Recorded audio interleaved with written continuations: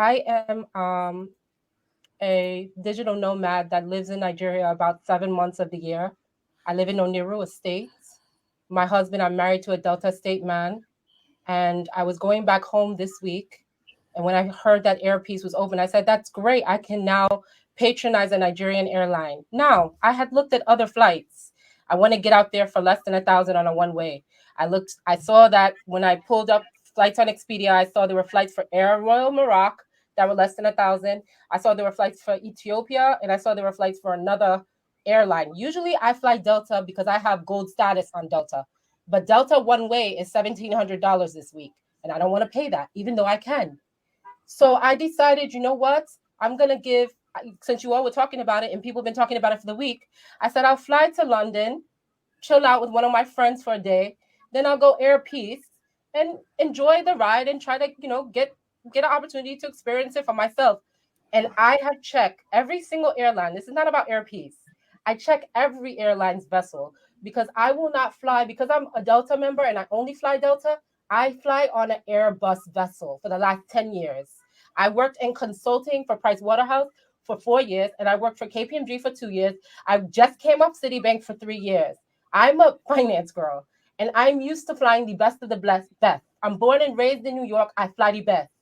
So I said, I'm going to fly the vessel that I know I'm not going to die on, which is an Airbus. Now, this has nothing to do with Air Peace, but I find it funny that all of the airlines that tote being African, so Air Royal Morocco, Ethiopian, and now Air Peace, fly the crappiest vessels. Now, if you want to take that as a slight towards you and your brand, because that's all Air Peace is, just like United, Delta, or US Airway or anything, that's a brand that goes on a vessel. That is a branded vessel.